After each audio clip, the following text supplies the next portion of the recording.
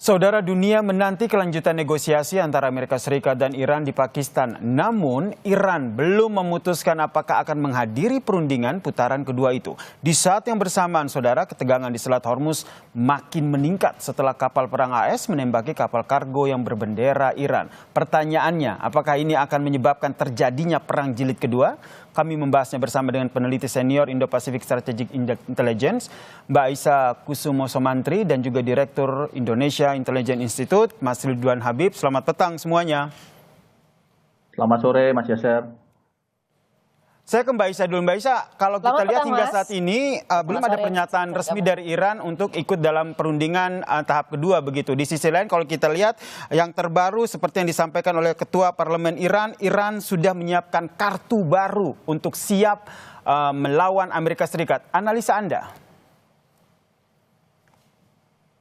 Iya, kan dari awal sebenarnya dari perundingan pertama ini ada dua skenario yang bisa kita harapkan. Yang pertama ini adalah memang ya maju ke meja perundingan untuk bisa mencapai perpetual peace di antara keduanya, yang menghentikan peperangannya secara total dan kemudian mencapai konsesi di antara kedua belah pihak yang kira-kira bisa diterima ya. Jadi ada middle ground gitu untuk bisa menghentikan peperangannya. Meskipun nanti di masa depan ini tidak akan ada fundamental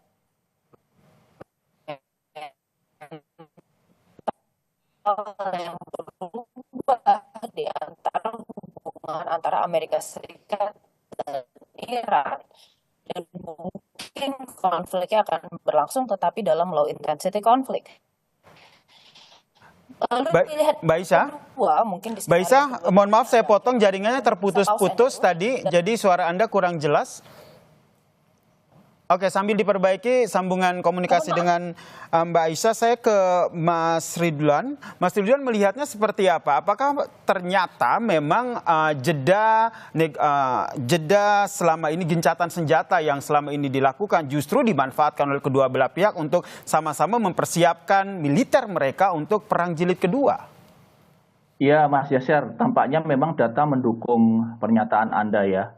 Kita melihat ada pergerakan yang luar biasa dari pesawat-pesawat angkut Amerika, C-17 maupun C-130, ke kawasan di sekitaran pangkalan-pangkalan mereka yang selama ini pangkalan tradisional mereka di Teluk.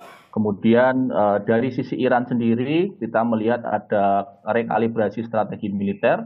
Jurnal mengatakan dalam waktu 10 hari, Iran mampu membuat 1.000 drone baru. Jadi satu hari kira-kira 100 gitu ya, yang kemudian ini akan digunakan sebagai persiapan apabila nanti pembicaraan tahap 2 di Islamabad, kalaupun itu akan terjadi, itu gagal. Jadi menjawab pertanyaan Mas Yaser tadi, tampaknya memang dua-duanya sedang bersiap untuk another war. Dan mungkin ini lebih panjang dari sekedar yang sebelumnya yang 40 hari, termasuk tampaknya dari pihak US, Amerika tampaknya memahami bahwa serangan-serangan udara saja tidak cukup untuk kemudian mengalahkan Iran dalam konteks mengganti rezim pemerintahan Iran secara total.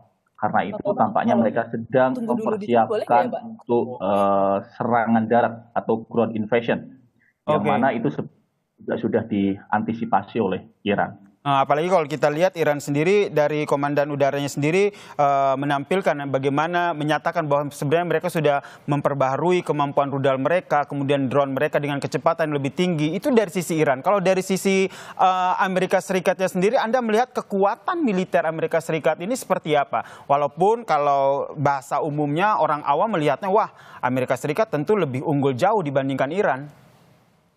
Ya, memang dari sisi kapasitas teknologi jelas ya, kapasitas teknologi militer, kemudian jumlah armada, kemudian kapasitas persenjataan jelas unggul jauh. Tetapi yang saya lihat tampaknya US akan membuat dua vektor ya. Vektor yang pertama adalah serangan maritim, yakni mereka akan mencoba memasuki Selat Hormuz dengan USS Murphy dan USS Frank Peterson. Itu adalah dua kapal destroyer mereka, kira-kira panjangnya sekitar 155 meter dengan bobot mati 9.000 ton. Itu mereka akan mencoba masuk untuk kemudian mengalihkan perhatian tentara laut Iran, dan dalam hal ini mereka tinggal punya kapal-kapal ringan sepanjang 24 meter yang disebut dengan kapal Zulfikar, dan mereka akan kemudian mati-matian mempertahankan Selat Hormuz. Di sisi lain, ketika konsentrasi itu terjadi, maka skenario awal sebelum gencatan senjata akan dilakukan, yakni deployment 82nd Airborne. Ini adalah armada lintas udara, pasukan lintas udara Amerika Serikat yang akan kemungkinan besar masuk melalui Pulau Hark. Dan kalau kemudian itu dilakukan, maka tampaknya skenario dua vektor, yakni vektor maritim dan vektor darat, akan kemudian mau nggak mau akan memaksa Iran melakukan perang panjang. Oke, kalau dari analisa Anda nampaknya ini Amerika Serikat sendiri sudah menyiapkan strategi untuk mengepung Iran dari segala penjuru begitu. Nah, dari kekuatan Iran sendiri Anda melihatnya bagaimana?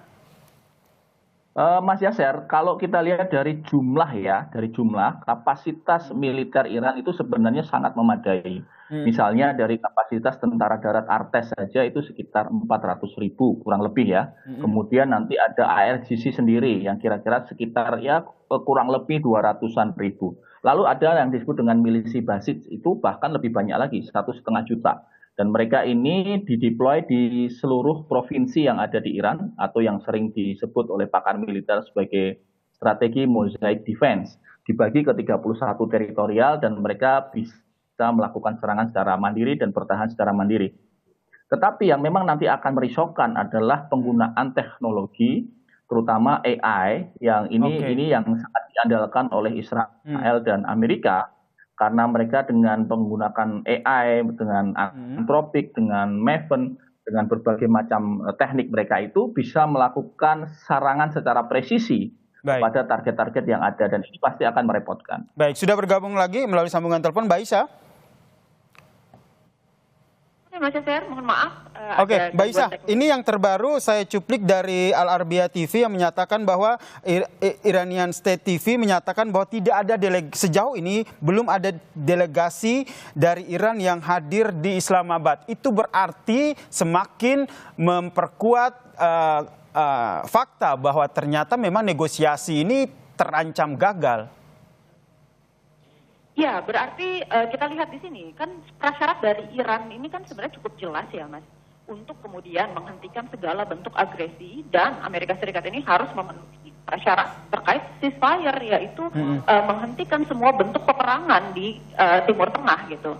Tetapi kan seperti yang kemarin kita pahami dari berita-berita yang beredar bahwa sampai hari ini Amerika Serikat masih enggan untuk melepaskan blokadenya. Nah, ini sebenarnya merupakan salah satu strategi Amerika Serikat untuk bisa mendapatkan leverage di bidang strategis. Karena dia tahu bahwa meskipun secara militer Amerika Serikat ini memiliki keunggulan, tetapi kemudian secara strategik khususnya di bidang ekonomi dan di bidang tekanan politik dalam negeri maupun luar negeri, Amerika Serikat ini mengalami kekalahan yang sebenarnya cukup telak dari Iran gitu ya.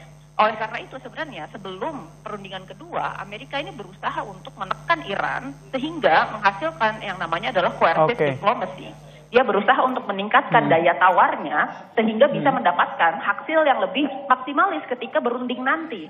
Tetapi kan memang Iran ini menderita sekitar 435 juta US dollar per hari, atau kalau kita akumulasikan sekitar 13 miliar USD per bulannya. Nah, pertanyaannya, ini akan membutuhkan waktu sekitar 2 sampai 6 bulan untuk bisa mencapai sebuah hasil dari embargo ini. Terutama kalau yang diincar ini adalah kemampuan masyarakat Iran untuk bisa resilience di dalam menghadapi peperangan dan tekanan ekonomi serta tekanan militer gitu ya. Nah, pertanyaannya di sini, apakah Donald Trump punya waktu sekitar 6 bulan untuk bisa menunggu hasilnya ini keluar gitu. Sementara dia harus kemudian bersiap untuk menghadapi midterm election ya, dan kemudian dia juga harus membuktikan bahwa Republikan ini masih bisa populer sebelum kemudian pemilu setelah ini berlangsung. Oke, jadi kalau secara tidak langsung ada dua pertimbangan besar begitu. Yang pertama adalah pertimbangan politik dan juga ada pertimbangan ekonomi yang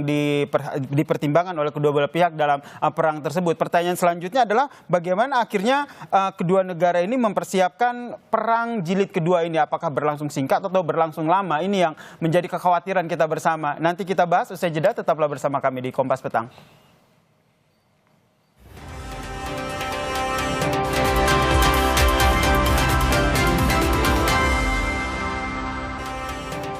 Isyarat Iran dan AS siap perang jelang akhir dari gencatan senjata ini. Pertanyaan saya ke Mbak Aisyah. Ini Mbak Aisyah sebenarnya saya sebenarnya ingin tahu dulu nih dari geopolitik di Iran sendiri, internal Iran sendiri sebenarnya mereka solid tidak atau memang terbagi antara Garda Revolusi Islam Iran dan juga pemerintah Irannya sendiri? Ya, kalau kita lihat di sini sebenarnya tujuannya tetap sama ya, untuk mempertahankan kemudian rezim pemerintah Iran pasca revolusi tahun 70-an ya. Sekarang kita lihat sebenarnya dari pemerintahnya sendiri ini juga kan faksinya sebenarnya berbeda-beda. Kita tahu bahwa kemudian presidennya ini kan dari faksi progresif, lalu kemudian dari MA-nya ini kemudian dari konservatif dan bahkan dari Wisdom Council-nya ini dari faksi ulama gitu. Jadi sebenarnya di Iran sendiri ini secara warna politik ini berbeda-beda.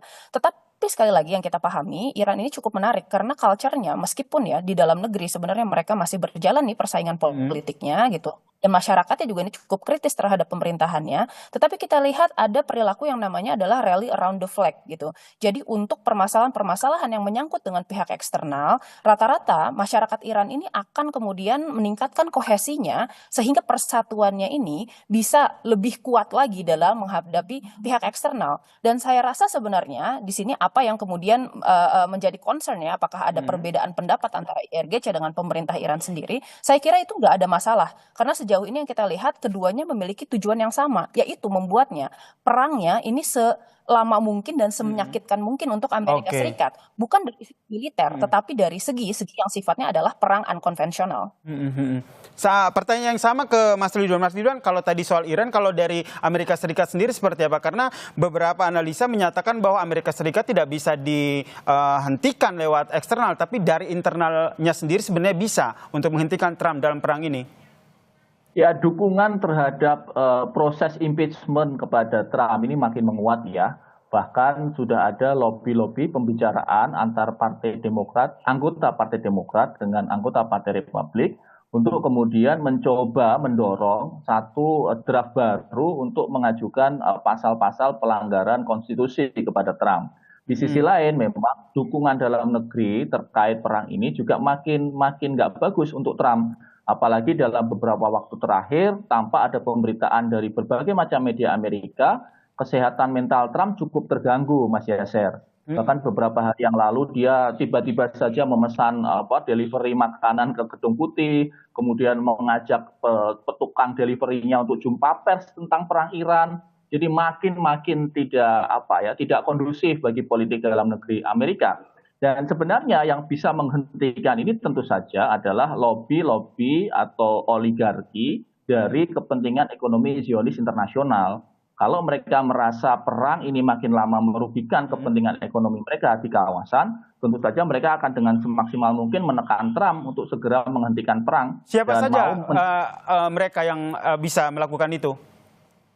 Tentu saja ini bagian dari jejaring oligarki internasional ya. Kita tahu bisnis besar yang dikendalikan dari Israel, termasuk juga beberapa grup besar yang kemudian menanamkan saham luar biasa di Amerika, termasuk juga mereka yang selama ini mendanai Steve Witkoff dan Jared Kushner, menantunya Trump, termasuk yang menjanjikan dana untuk Port of Peace, dana pembangunan. Jadi sebenarnya uang ini akan sangat berpengaruh ya. Dalam hal ini oligarki ekonomi Amerika itu menunggu mereka melihat situasinya. Kalau memang ini menguntungkan secara ekonomi untuk mereka, saya meyakini malah mereka akan terus membiarkan Trump memerangi Iran. Tetapi begitu ini situasinya makin tidak kondusif untuk mereka, maka saya menduga mereka akan melakukan lobby dalam negeri Amerika agar Trump berhenti. Oke, jadi pertanyaan selanjutnya ke Mbak Aisyah, sebenarnya masih adakah kepentingan yang bisa dibawa oleh kedua belah pihak untuk bisa duduk bareng untuk negosiasi? Karena sebelumnya ada soal uranium pengayaan dibahas, kemudian ada soal nuklir dibahas juga, soal Selat Hormuz juga dibahas. Ya, tentu saja. Saya kira di sini ada beberapa yang bisa kita kategorisasikan ya sebagai kepentingan yang kemudian harus dan bisa dipenuhi oleh kedua belah pihak. Lalu kemudian kepentingan yang bisa dinegosiasikan, serta kemudian yang terakhir adalah sticking point atau red line dari kepentingan keduanya yang sulit untuk kemudian bertemu di tengah-tengah. Saya kira untuk yang pertama, kategori yang bisa kemudian diwujudkan itu adalah penghentian perang dengan segera ya. Jadi at the very least ini kita bicara tentang terwujudnya ceasefire secara berkepanjangan atau adanya negative peace. Sehingga keduanya ini saat ini bisa menghentikan kinetic warfare-nya dulu aja gitu ya. Nah, itu bisa dilakukan meskipun tadi saya bilang tidak ada perubahan fundamental di antara hubungan antara Amerika Serikat dengan Iran. Karena pada akhirnya kita lihat bahwa tujuan strategis Amerika Serikat di awal terkait pergantian rezim Mullah ya, itu juga kan sudah tidak berhasil lagi. Pada akhirnya kita lihat di sini Amerika Serikat harus menerima ya fakta bahwa sekarang yang masih berkuasa di Iran adalah rezim yang sebenarnya sama meskipun orang-orangnya berbeda gitu ya dengan yang dulu kemudian dipimpin oleh Ayatollah Khamenei gitu ya. Malah sekarang kemudian kita berhadapan dengan rezim yang semakin keras, semakin radikal gitu ya. Jadi kita mengharapkan nanti meskipun nih ini sudah terhenti ya, tetapi tadi tidak ada yang berubah sehingga kemudian mungkin perangnya akan beralih ke low intensity konflik seperti misalnya serangan-serangan dengan specialized force, lalu kemudian kita bicara tentang misalnya asasinasi, sabotase dan lain-lain gitu. Tetapi maksudnya at the very least sekarang perang skala besarnya ini bisa dihentikan dulu. Nah, untuk yang kemudian tadi di kategori sedang kita bicara tentang kemudian ya pengangkatan sanksi, lalu kemudian kita bicara juga tentang Selat Hormuz, mungkin ini pengaturannya seperti apa. Kita bicara juga tentang nuklir ya, karena kemarin kita tahu bahwa Iran sendiri sudah mulai mengendur ya terkait masalah nuklir. Mereka bersedia untuk menunda 5 tahun ya, sementara Amerika Serikat meminta 20 tahun gitu ya. Baik, Nah, jadi memang masih ada negosiasi ya, walaupun ya terancam gagal, tapi tentu dunia termasuk kita juga berharap bahwa ini negosiasi kembali dilakukan sehingga perang jilid kedua ini tidak kembali terjadi di Timur Tengah. Terima kasih Mbak Aisyah dan terima kasih Mas Ridwan Habib telah berbagi perspektifnya di Kompas Petang. Salam sehat semuanya. Terima kasih. Terima kasih banyak.